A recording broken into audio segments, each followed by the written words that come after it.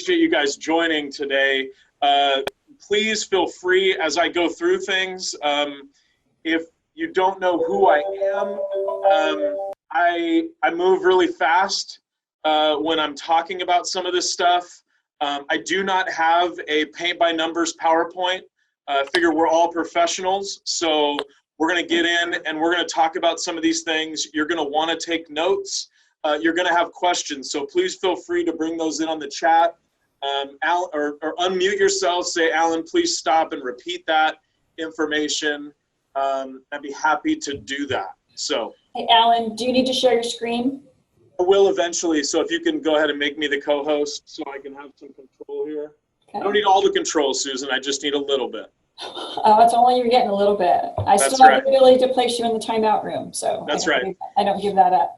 And, you know, this is kind of a weird time that we find ourselves in because everybody should be in this class, yet for most agents, they're having the most productive 60 days of their entire business, so they don't have time to be in this class. And that's why I want to record the session. Susan can distribute the information to the people that request it after the class is over if you felt like this was valuable, which my intention is that you will. And then you guys can do whatever you want with it. So hopefully, you know, we can bring some value. This will be an interactive class. We'll ask some questions. So I'm going to go ahead and share my screen to bring up a silly little PowerPoint that I put together for today. Who's ringing? It's me. Yeah, and it's all okay. It's all good. We're in the Zoom room. We're doing the best we can. So. Okay, guys, so I have 2 seconds. I'm bailing. Jessica, you got co-host. Alan, you got co-host to do all that. The presentation is being recorded, so I'm just going to have you guys quietly in the background. All right. Thank you, Susan. Sounds great. Thanks for facilitating this, Susan. Okay, so we'll get started. First, I wanted to thank the Education Committee Chair, Jessica Warren, for inviting me to speak to you guys today, and really to talk around an issue that we dealt with in 2013. We also dealt with it again towards the end of 2016. And the market that we're in right now is, gosh, there's more houses selling quicker for more money than we've ever seen before in real estate. So then I know what you guys are dealing with as a productive agent. You're out there, you're working with buyers. It's kind of like a game of musical chairs, right, Annette? You know, it's pretty cool when we have 10 chairs and 10 players. It's perfect. Everybody gets a seat. Everybody's happy. Right now, we've got 10 players and 5 chairs. So when the music stops, I will tell you, I'm going to elbow, knee, you know, scoot my behind in to sit on that chair. And that's what we're seeing in the market. We're seeing properties have multiple offers within 72 hours. You know what it's like. You've got a client. They absolutely love the home. Jessica, if you could help me monitor the waiting room, that would be great. So you have buyers that fall in love with a home. They want to make the offer. You're battling it out. And then they don't get that one accepted, right? Now they compare every single house they saw to the one they lost. You're continuing to try to work with them. People are getting frustrated and then maybe just losing hope. So for 2 reasons. One, I think that the reason that we have, the reason we have a profession is because buyers and sellers need help in real estate, and our ability to effectively help them transact real estate is important. Secondly, and probably most importantly, this is people's lives, their largest investment. There's high emotions. It's where they raise their families. It's where they have important life events occur. And for us to be able to successfully get their offer accepted right now is a critical skill. So I'd like to ask everybody here, what do you hope to get out of today's class? What do you hope to learn? I'm going to make sure we hit all of it. Am I looking in the chat? Am I talking to myself? Come on, we got to get intentional. So it's how to use the cell phone. What do we hope to learn? Come on, you guys. I'm really patient. No, you're not. Somebody's going to say something. Robert, what do you got? I think it's, for me right now, it's just the idea haven't been an agent that long. What are strategies to put my offer to the top of the list? Okay. Anyone else? Cool. I got some light lifting to do today. We can cover that one, Robert. I'll make sure we get there, okay? Anyone else?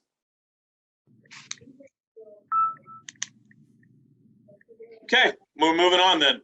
So, and this is not a branded presentation. This has nothing to do with Keller Williams. This is just good old-fashioned being a great agent. Although at the brokerage that I'm affiliated with, we talk about 6 key personal perspectives. And if you understand what a perspective is, it's like a lens in which you view the world. And 2 areas that we're going to focus on today is the Pareto principle of the 80-20 rule, and then moving from E to P. So I'll highlight them here real quick. The Pareto principle, and it was like this, he's like this weird Italian guy back hundreds of years ago, right? And he started to look at the world and go like, how can I do it simpler? And he started to study actually yields of crops for the kingdom, okay? So what he noticed is that 80% of the yield, meaning the fruit or the nuts or whatever they were growing, 80% of it came from only 20% of the crops grown.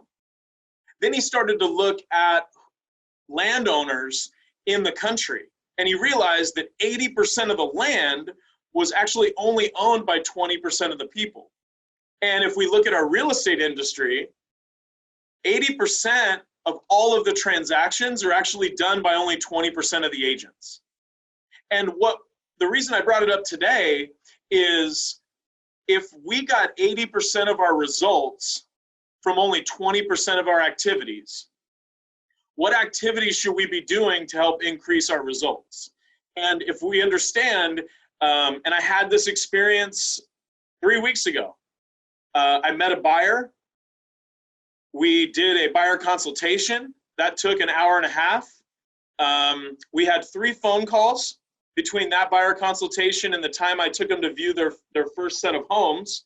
And so that took probably another hour in total, maybe 3 20-minute phone calls. Then I took them out one time. We saw 3 homes. We wrote offers on 2 of them, and we got 1 of them accepted. That house had 9 offers on it.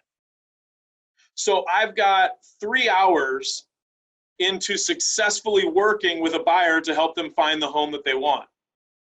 If we were able to be that highly skilled, how many more buyers could we work with in a month? How much more time would we have for our family?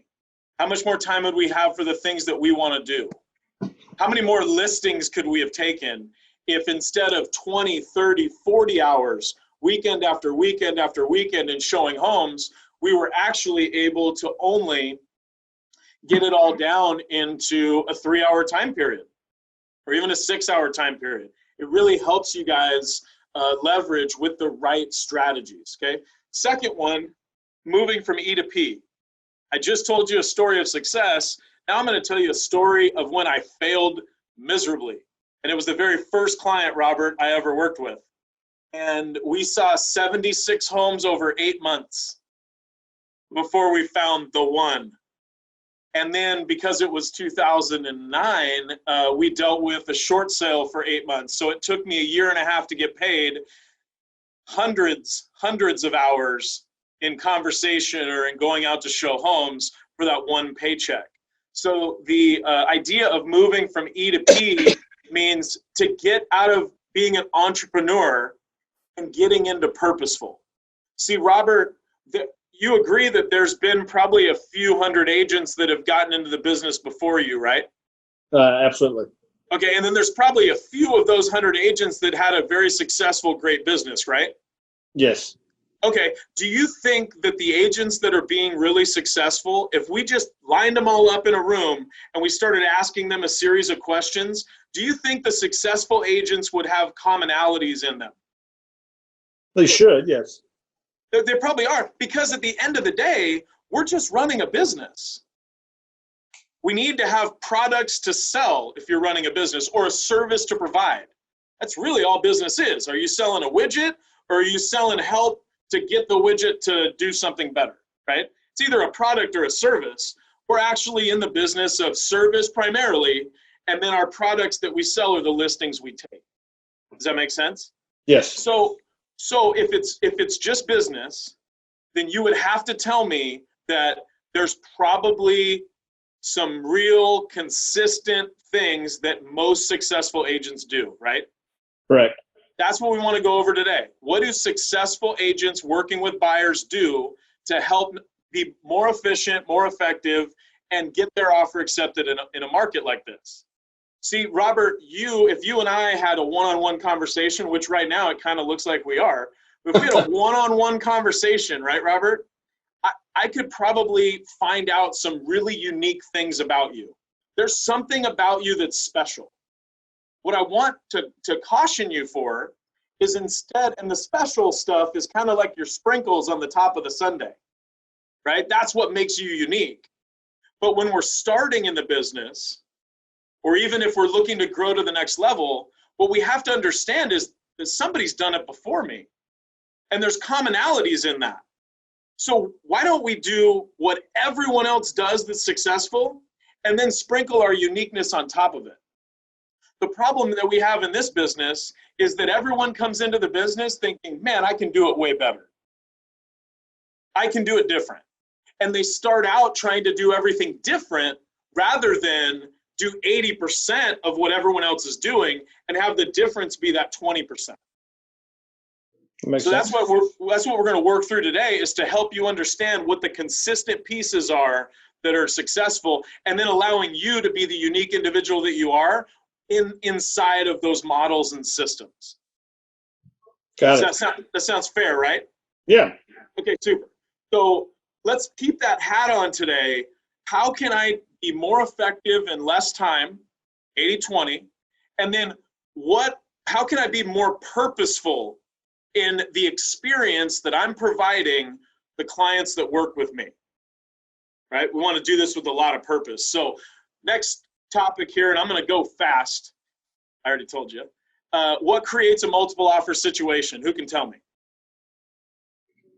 Supply and demand. Supply and demand, right? We have low supply right now. Demand is high. Okay, what else creates a multiple offer situation? Because we could have a multiple offer situation in a down market. Seen it happen. House is priced correctly. You got it. House is priced right. Okay. Or and I think the obvious one is we have a house, because what you have to understand, Sherry, is that I know when you set up your automatic search for your buyers, there's probably 80 to 120 houses on that search, no matter what market, what price range, what size. Now your buyer takes those 120, 80 homes, right? And they narrow it down to the top 5 choices, don't they? Sherry. Yes. So do all the other buyers looking in that market. The top 5 of any market is the top 5, right? And oftentimes that's the one that your buyer really wants. And that's the one that good strategy and good execution, you'll be able to help them get. Does that make sense? So we have, yes. Low inventory market, we're in it, right? We've got high demand market, we're in it. We've got homes coming on the market that are priced right. So we're in that. We're getting really the perfect storm, right? Bruce is telling me he doesn't have his audio. So Bruce, if you can just chat in, as long as you can hear me, okay, right? If you can't hear me, hit me back on the chat. So we understand what takes a multiple offer situation. Let's talk about the entire experience, okay? So we're going to walk through right now strategies for your buyer consultation, strategies for setting up showings, strategies for actually showing the property, writing the offer, presenting the offer, and then responding to the SMCO, right? We're going to do it quick. We're going to hit some high points, and then you guys are going to want my email address so that I can answer questions. I'll give you my phone number. We've got this recording. I love helping people change their lives through real estate. That's why I get up every day. And I am totally open to helping anybody, regardless of brokerage, experience, doesn't matter. And I think Jessica and Annette and Susan would all tell you that about me. So let's get out first. I can hear you great. Cool, Bruce. Welcome. I got the chat up here, buddy. So if you want to ask a question or stop me, let me know. Let's click in here and let's start with the buyer consultation. Number one, you should do it every single time. Now, what used to happen is somebody would hit us on Zillow, or we'd have a listing, or they'd call into our office and they'd want to go see a house. I will give anybody one showing for free. I will never show another house to that person until they've sat down and had a buyer consultation with me. The reason is not so that I can have control. The reason is because it helps them save time. That's why we do it. What we should do in a buyer consultation is we should understand what their goals are in purchasing a home. And it's really, we're trying to answer three questions. So Sherry's taking good notes. Sherry, the question is, are they ready? Are they willing? Are they able? Right? We're going to hit all those points. And what a common question I ask people in a buyer consultation, as I tell them, close your eyes and describe to me what the perfect home looks like. I want to get a really clear picture of what their vision is, and then I'm going to hold them to that vision, because we all see what happens, right? And this happened with my last client. They went out in the market and they're like, oh my gosh, Alan, there's nothing for sale. Well, can we see this one, this one, this one, this one, this one? And I told them, I said, do you just want to see them because they're available? Or are they actually a good match for your dream home? Are you settling? And they're like, yeah, we're settling. I mean, this one has a nice kitchen. I know, but it's not in the school district that you want to be in. Yeah, but this one has a good view. Yeah, I understand that, but it's also $100,000 more than you said you wanted to spend. Right? Happens all the time that people get frantic in these markets, and we have to be the voice of calm and that North Star for them. So I want them to describe to me what the house is. I also want to figure out what their financing looks like. Okay, with my lenders right now, they're already approved, and I ask my lender for a DU. If you don't understand what a DU is, ask Jessica, she'll get you on that, but it's a desktop underwriting, it's a higher level of approval. I want all my people to have that. Okay, and then I have them get numbers for their ideal price range. I never sell somebody a house that is more expensive than what they want to spend. Okay, so I figure out what the ceiling is. Then I ask my lender to give me the monthly payment, PITI, for $25,000 less and $50,000 less. That way, if we're out looking at homes, you know what the client always asks, Sherry? What's my monthly payment going to be, right? And we always say, well, I'm not a lender. Why don't we call Tom the lender? And then the buyer's like, it takes too long. Now the house is sold. But if I know $25,000 less, you're around this much. I also should know for every $10,000 we go up, it changes the monthly payment $80. It's real simple math, people, but you got to know. Yeah, Sherry, she got it. Cool. Right? Hi, Matt. Okay. So we should have that out when we're shopping, right? The next thing that we go over in the buyer consultation is the process of buying a home. You got to let them know how contingencies work. You have to let them know that the out-of-pocket expenses are for home inspection and appraisal. But I would rather spend $350 to find out that the home, I don't want to buy the home, than buy a home and not get an inspection. Does that make sense? Okay, but we got to talk to them about contingencies. We have to talk to them about that. The other hard expenses, appraisal and inspection. I'm letting you guys catch up. Told you I was fast, Robert. Okay. So then in the buyer consultation, we also have to come up with a game plan for showings. Okay, and again, we're recording this, so just give me your bullet points on your sheet, and then you can watch this again. So, Sherry, what's your game plan for showings? If I bought a house with you, what does it look like? I find out which ones fit their needs the most, and then we go ahead and schedule a viewing for them. Okay. Even in COVID? Haven't had any yet for COVID, but working on that. Cool. Can I help you? Sure. Well, that's why you're here, right? Yep. So we're going to have a 3-appointment strategy to getting you into your home. For the last 7 years, I have never worked with a buyer for more than 30 days from the time I've met them to the time that they've been under contract. Would you like to know how I'm doing that, Sherry? Yes. Perfect. So we're going to find out the ideal home. We're going to figure out the financing. Once we've married the two, and I have my clients do a top 10 list, and I have them rank it in the order of importance.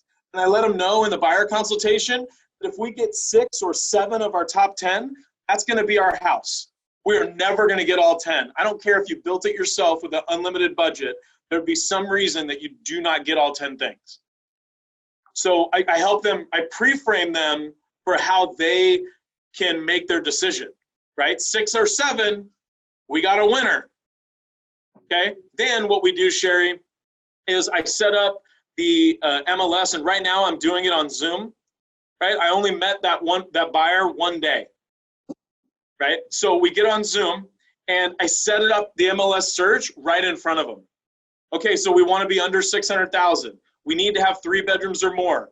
We would like to have more than 1,800 square feet, and we'd like it to be in this Yucaipa, Calamasa, Redlands nexus, right? So I start drawing that map. I say everything underneath this umbrella that matches our other criteria is going to show up on your search.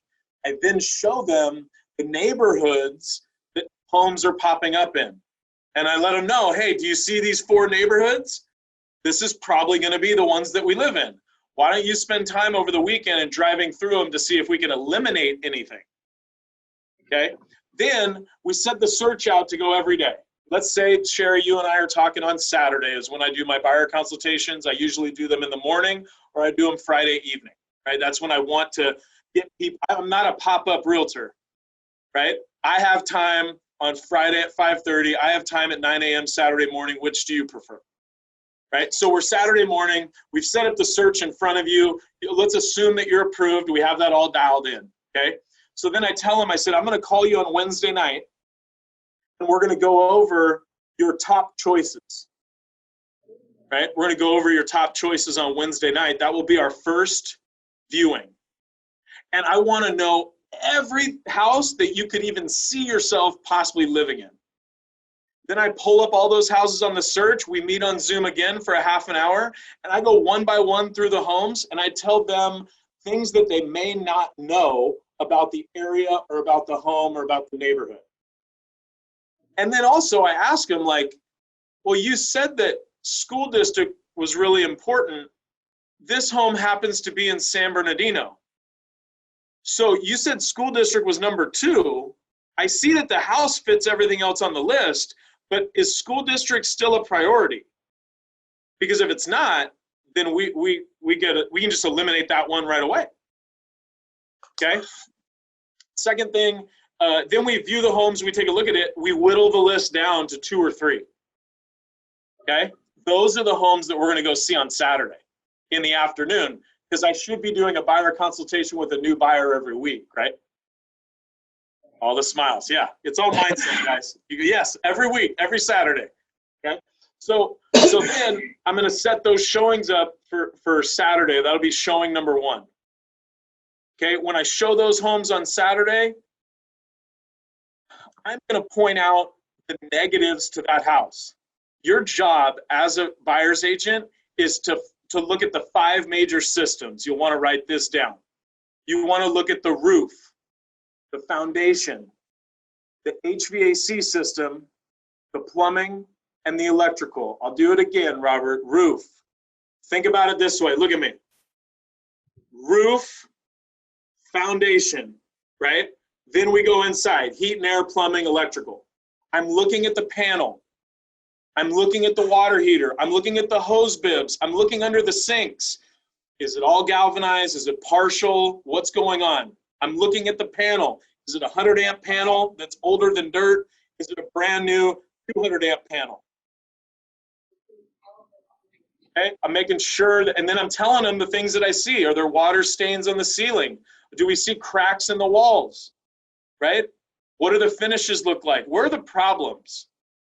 It's so cool when you can kind of give your buyer a heads up as to what the home inspector is going to find prior to that day of them getting freaked out. Yeah, amen. Okay. So then we're going to show those 3 homes, and I'm going to ask them the question after I show them the 3 homes. Robert, it was great to take a look at these houses. I think that, first of all, are we looking at the right type of home? Could you see yourself living in any of the homes that we saw today? And if the answer is yes, which if we did our job up until this point, it should be a yes, then the question is, which ones do you not want to write an offer on? Yes, Robert, we can write an offer on multiple homes. And what we'll do in that case is we're going to write an A offer on the A home and a B offer on the B home. And if the B home gets accepted, well, that's great because we wrote them not so good of an offer. Okay? The quicker that you can get a buyer to write their first contract, regardless of whether you get it or not, and we track this at my company, the longer it takes for a buyer to write the first offer, the less likely they are to close an escrow. Okay? And now I know what you're thinking, but Alan, shouldn't we see everything on the market? No. Alan, shouldn't we wait to see that perfect house come on? No. If you're in a price range, you're in a location, I mean, the address is going to change, the color is going to change, but overall, the house is not going to change. I mean, if you're Upper Yucaipa, it's $500,000 for a single story on a 1/4 acre lot, period, end of story. Your job is to help them find the best one in the price range and demographic that they want to purchase it. That's your job. Okay? How are we doing so far? We're doing good? Awesome. Okay, so then we'll go ahead and write up that offer, right? So we've kind of already done this, setting up showings. We talked about that. My only advice there, Sherry, I know you haven't done it in COVID. Let's do a virtual showing and whittle that list down to 2 or 3. Okay, we are not going out for an 8-hour tour here. It's not safe, it's not healthy, it's not good use of your time. You got PEADV forms to send out to a bunch of people, and you got to track all that stuff. Like, let's do it virtually. Okay, let's whittle that list down. And I understand, Sherry, do you have a local diner that you go to? Like, the home style diners, do you have one that you go to? Yes. Which one? Polly's out here in Hemet. Yep, you go out to Polly's. Okay. Does it take you a long time to decide what you want? No.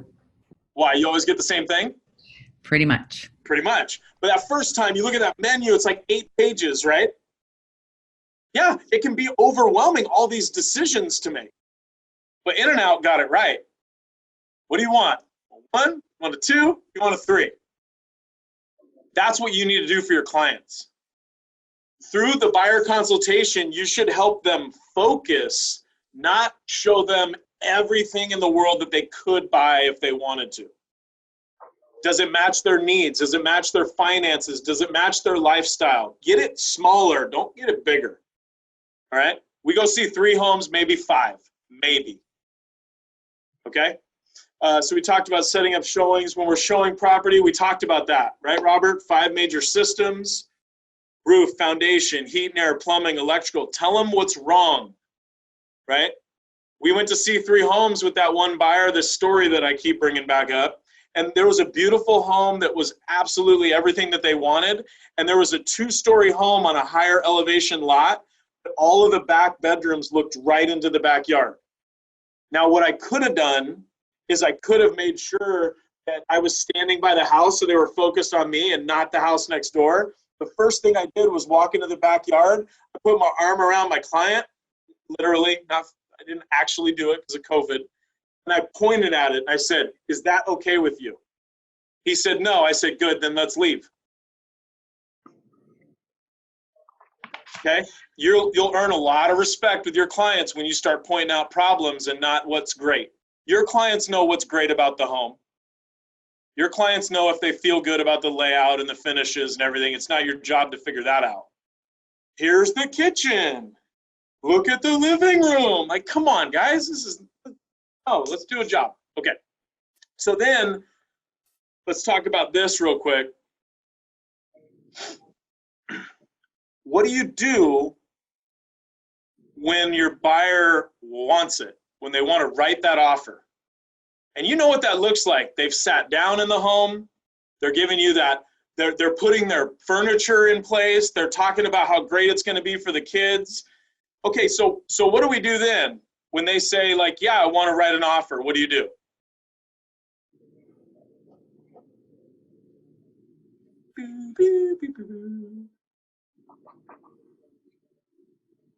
Let's go, Jessica, what do you do? Don't act like you're getting off camera. What do you do?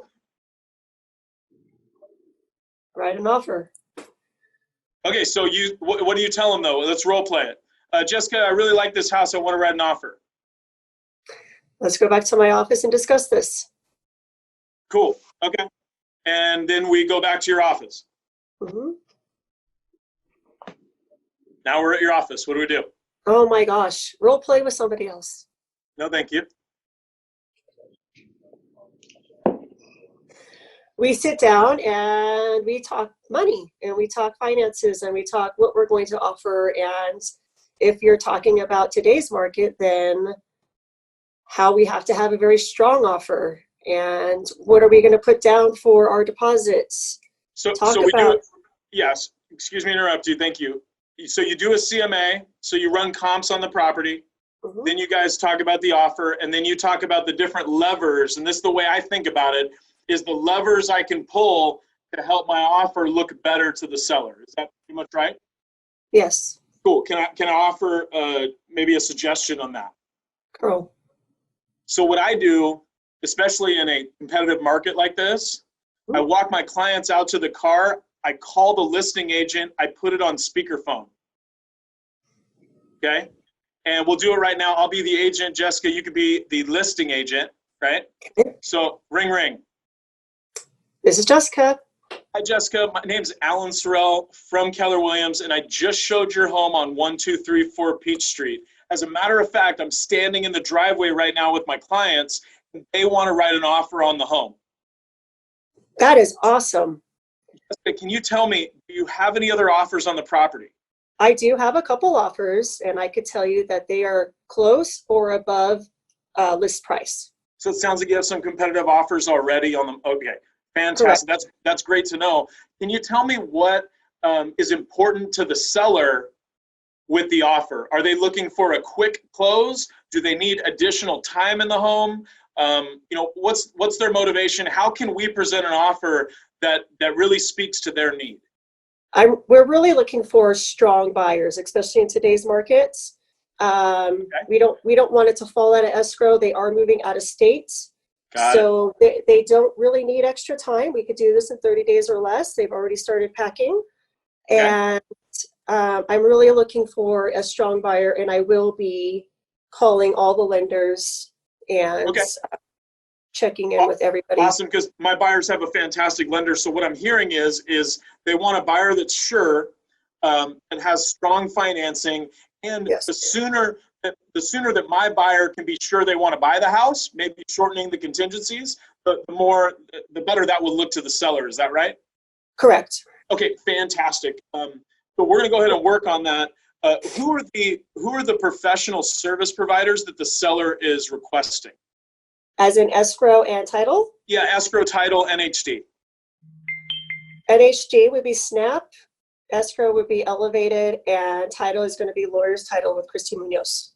Okay, fantastic. So, and it's important, guys, that I get those. Robert, technically, if I don't write in the service providers in the original offer, if I just put seller's choice, the listing agent technically should counter me. Yes. Okay? They can't accept an offer that says seller's choice in it. So by me putting those services in there, I'm giving the seller an acceptable offer right off the bat. Yes. That's why I'm asking that question for clarity. Does that make sense? Okay. Yes. Cool. The other thing that's happening right now is all you guys are listening. Am I getting some insight as to how professional the listing agent is? Yeah. Yeah. Am I getting some insight as to how what the seller's motivation is? Yeah. Also, am I establishing that I'm a professional agent that's easy to work with, that I know what I'm doing? Yes. Wow. Isn't that what you want to achieve? And my buyers over there listening, do they think that I know what I'm doing? And do they now know who the listing agent is? Yes. Yes. It's magic when you do it, right? It's magic. Okay. So, yeah, make that phone call. Ask those questions, right? Did I negotiate, Robert? Yes. Well, not a price, but services you did. Well, I asked about services, but I didn't negotiate a thing. Okay. I was basically like, hey, you got more people that want to do it? I'm easy to work with. Let me show you how easy I am to work with. The only thing that I usually will say is, and that's why I asked for NHD, title, and escrow. Okay? I didn't ask for home warranty. I want my home warranty person. Because who are they going to call at the close of escrow when something goes bad?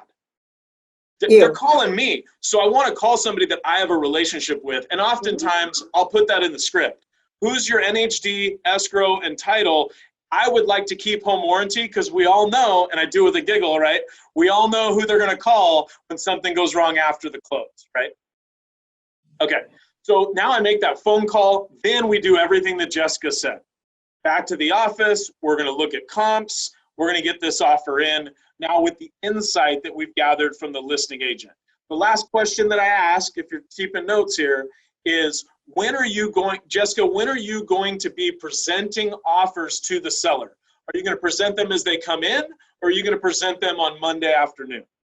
We are going to be presenting them on Monday at 5 p.m. So please try to get it in before then. Absolutely. I'm going to get it in as soon as I can, but if I had it into you by 2 o'clock, would that give you enough time to prepare the offer to present?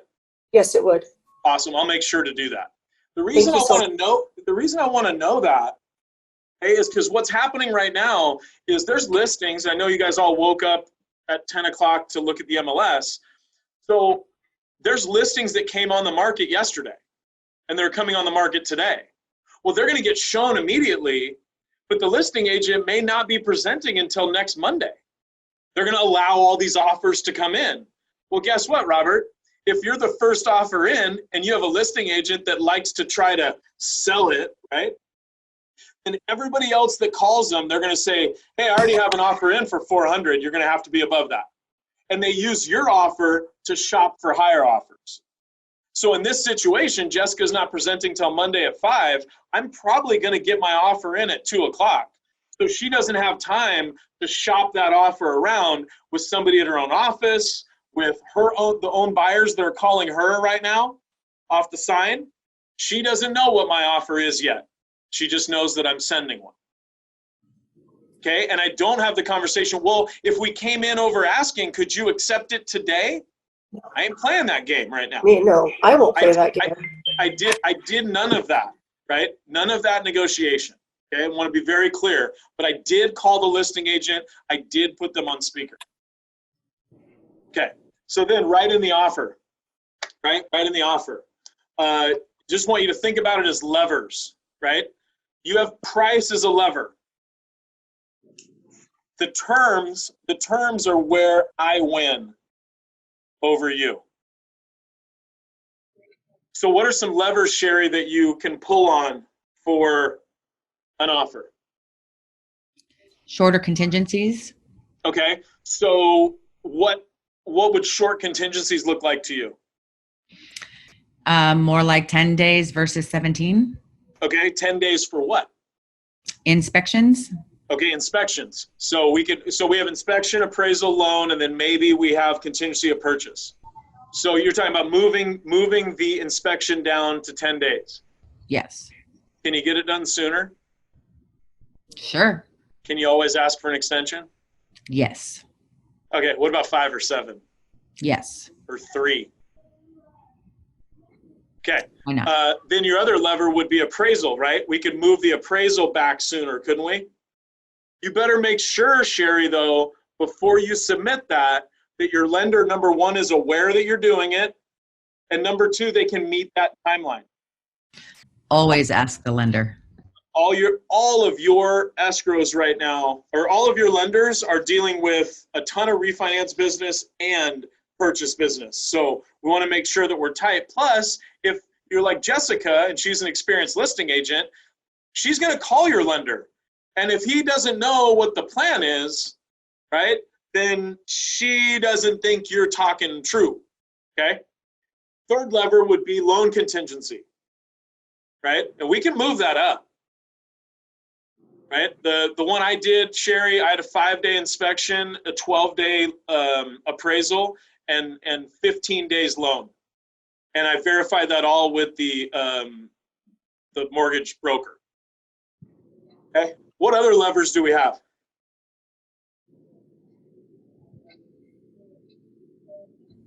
Closing? Length of escrow.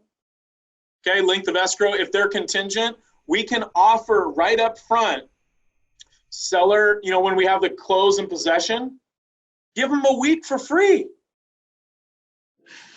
You get the house, yeah, you're paying for it, but put it right there in the offer if it's important to the seller. In this case, the seller's moving out of state. It'd kind of be nice for them to get their money soon and then have time to be able to transfer that money out of state, go through the recording process, and whatever their seller of the house they're buying is doing, right? But offer that right up front, okay? Now let's get nitty gritty.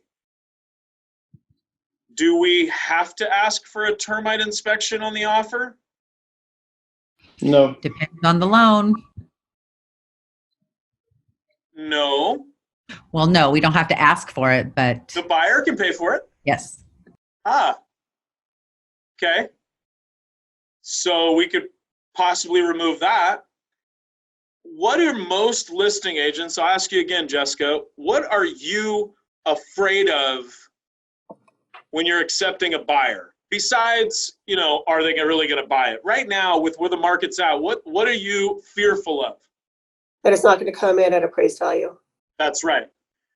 So in the offer that I wrote, it said buyer is willing to pay $15,000 above appraised value if appraisal comes in less than contracted price. Right up front, I told you how we're going to handle that issue. Yep. Now, let's say it comes in $30,000 low. We got a discussion, right? But $15,000 was what my buyer was capable of. I had that conversation with them, right? One of 3 things are going to happen if the appraisal comes in low. 1, the seller's going to reduce to the appraised value. Number 2, the buyer's going to come in with cash to make up the difference. And number 3, there's going to be a mixture of the 2. So we spoke to it right up front with the offer. Okay? What if we just removed the appraisal contingency or the loan contingency? No, check with your lender. Right now, they're doing a lot of desktop appraisals. I know. Yeah, really. Like, check with your lender, like, hey, is there any reason that we wouldn't get this loan approved? No, there isn't. They've got good amount of equity. We got to make sure to sell their house or whatever it is, but we're good. So to remove it. It's not a contingent on this. It's not a contingency. Okay, now let's talk about strategy, right? I think that pretty much gets it. Oh, there's one more. It's the secret weapon, okay? Has anybody ever heard of an escalation clause? Oh my God, I love doing it. I love doing it. Listing agents don't like it, especially when they're trying to double end it. And then other buyers agents don't like it because there's no way that they can beat me. And what it is buyers willing to pay $1,000 above the highest offer received by the seller to provide an eradicated page 1 of the RPA proving the highest offer received. Guess what, Robert? I don't care what your offer is. I win. Now this can get complicated because we could need to cap it.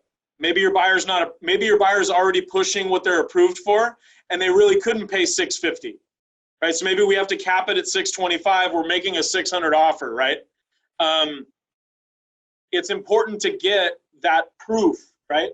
Eradicated page 1, I want to see, because what you get with eradicated page 1 is they just remove the names of the buyers. But at the bottom of that page, it tells me the agent that submitted it, and it tells me their price. So I can call to verify, hey, did you write an offer on 1234 Peach Street? And was it in fact $625,000? Right? Please consult your broker if you're going to use an escalation clause. My company has a form that we've drafted with our attorneys, making sure to speak to the different buckets you can step in, right, during this process. But escalation, and there's something on CAR right now, CAR. If you just type in CAR escalation clause, they did a nice 1-page write-up on it. It's cool because the attorney we have consults with CAR, so they're almost identical to what I've got. But please consult with your broker. Please do research on the escalation clause. If it is absolutely the house that they want to buy, then this is a lever that you can pull. You can say, hey, we'll just give them more than anybody else offers, right? Next thing, or really last thing, and then you guys can ask me questions or take a nap. I don't know if you're exhausted or not. I know we got our brains moving quite fast right now. So if I called Jessica and she says she's got 2 other offers, I may additionally ask her if the seller is going to be accepting one of the offers, or are they going to be looking to counter one or more buyers. And right now, typically they're going to say, well, we're going to assemble all the offers, then we're going to counter, a couple of them, or we're going to counter everybody, right? Sometimes I've found, though, from agents that some of these agents haven't had a listing in 3 years, and then all of a sudden their neighbor finally wanted to sell, and they don't know how to deal with this on the listing side. So what I've seen in our local market is we're going to take all these offers and we're going to pick one. They don't know how they can help a seller get more money. They're just trying to get out of this headache, right? So you want to make sure to ask that question. If they are going to be sending out a round of multiple counters, do we want to put our best offer in first? Or do we want to put an offer in that's good enough to get a counter, but not necessarily our highest and best? You got to be careful of bidding against yourself. Okay, so if they are going to send out a round of highest and best, then I'm going to put some great terms in there, which will put pressure on the other offers, and I may not have the best price. Because what Jessica's doing as an experienced listing agent, she's trying to marry the best price and terms with the best buyer. That's what she's looking to get. Don't worry, Robert, I got you. You're muted. You're good. Okay, so that's what she's looking to do. So what we may do here is we may give them great terms, low inspection contingency, waive appraisal or lower appraisal contingency. You'll not put termite on the contract. But then I may only give them the asking price of their offer, not anything above. Okay? And then when the SMCO comes back, I'm going to call that agent. I'm going to have a conversation. And it's going to go pretty much how it did the last time. Hey, Jessica, I got your counteroffer. I noticed there was only one term on this, and it said highest and best. Does that mean that our terms are the best terms that you've been presented with?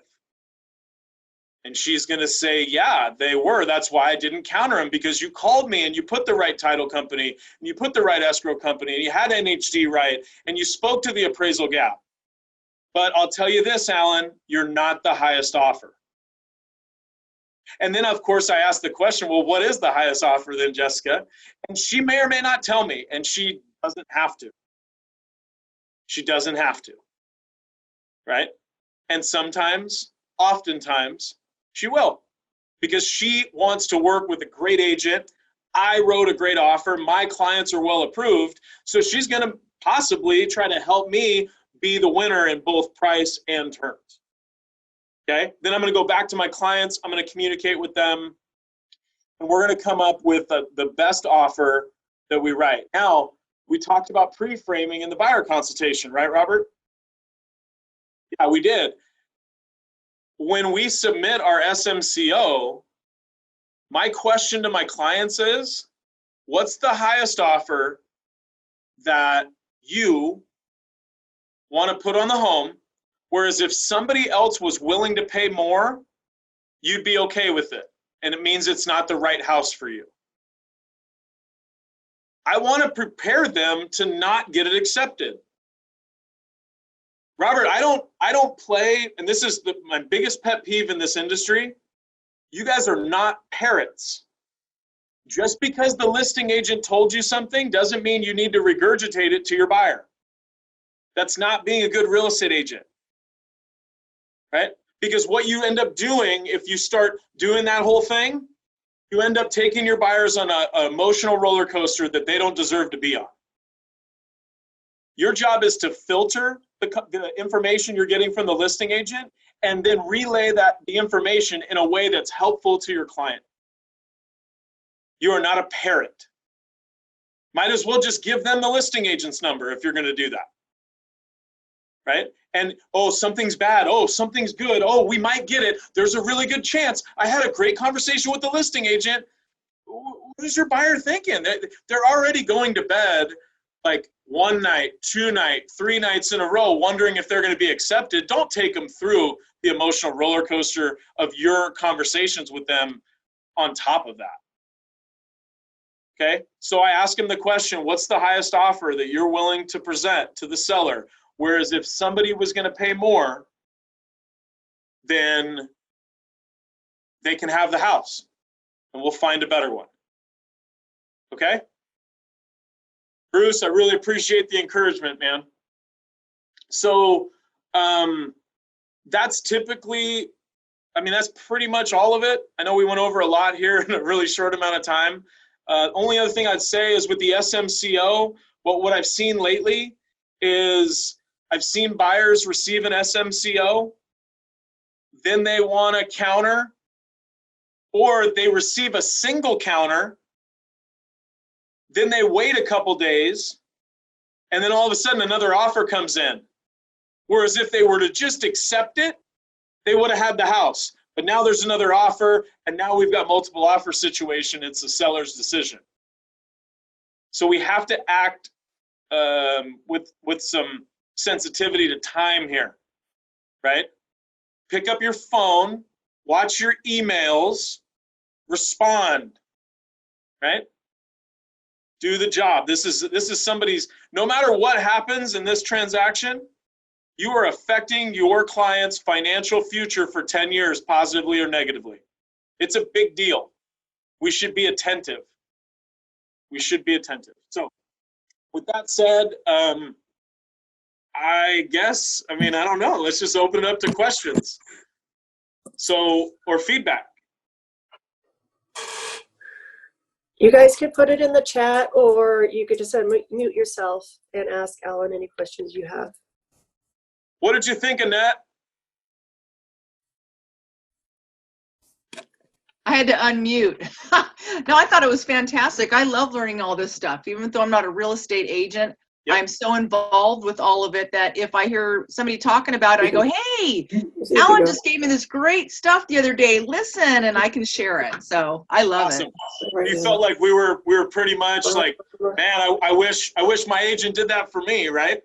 Well, and everything you said was very logical. That's the easy part, is if you think logically, it all, like when you said you start at the roof and work your way down, that's logical. Totally So logical. it makes it easy, totally easy.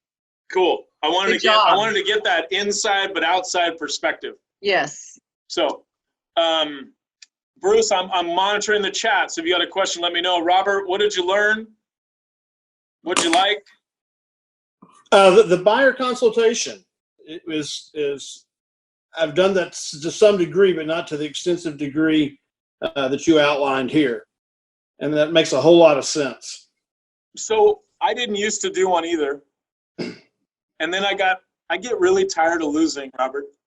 I do. I hate it. I just, it's just who I am. When I started to do a buyer consultation, every time, no matter what, I did one with my own parents, Robert. They went through the same list. Actually, it's even more important to do it with family and friends. Okay? Because what that does, you want to do in a buyer consultation is you want to, and this is the way I do it, right? You meet a buyer like this. In the buyer consultation, your job is not to get them to like you or to get them to understand you. Your job is to come alongside them and see the world from their perspective and walk next to them on the path to purchasing a home.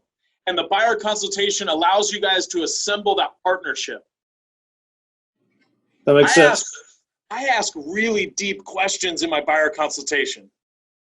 What are you afraid of? Have you bought a house before? Did it go well? What are your expectations of me? How should I communicate with you?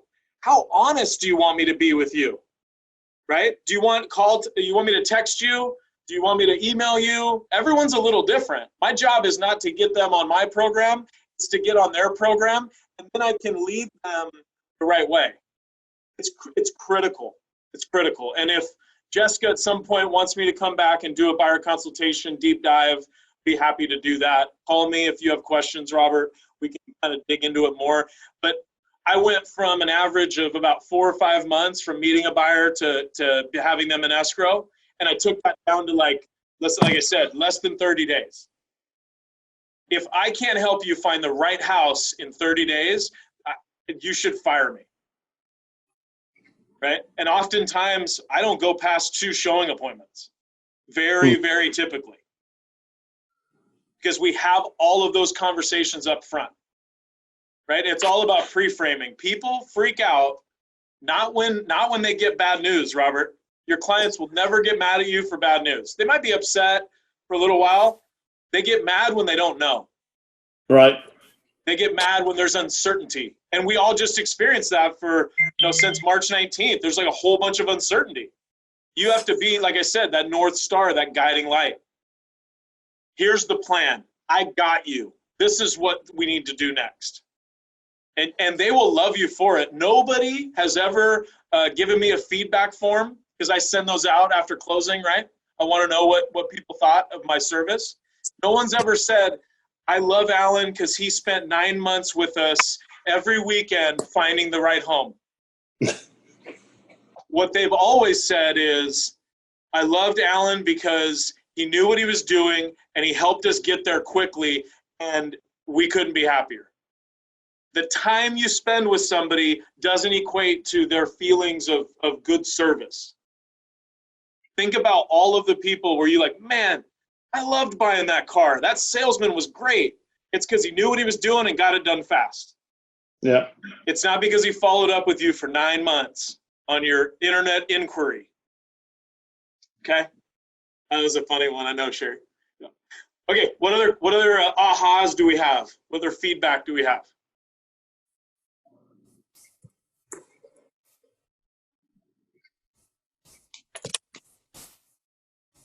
Anybody? Sherry, what'd you learn? I always do call the agent and talk to them, but I've never done it with the buyers right there in front of them. So that was something that was very interesting to hear and very effective, I think, for them to get the feedback at the same time you are. Everyone so they know where wants everybody stands. Yep. everyone wants to go behind the curtain and see the wizard. I always do love talking to an agent just to get a feel, like you said. It's always been the best way to know if you really wanted to work with that agent or not, a lot of times, because sometimes there's the ones that don't respond back to you or don't answer, and that too. Sure. Oh yeah, that's rampant in our business. That's rampant. Sadly, it is. Yeah, but it would be nice if the buyer knew that too. Most definitely, because you can convey to them a million times that you have reached out to this agent, but unless they see it, like you are saying, in front of them, that they're not answering or they're not responding, it makes a huge difference. Even scheduling back in the past has been horrible with some agents not responding at all.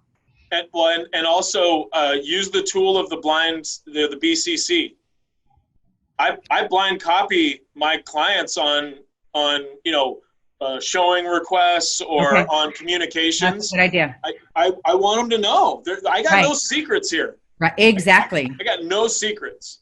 Exactly. And because I take it serious and I've worked really hard to gain the skills that I have in this business, I got nothing to hide.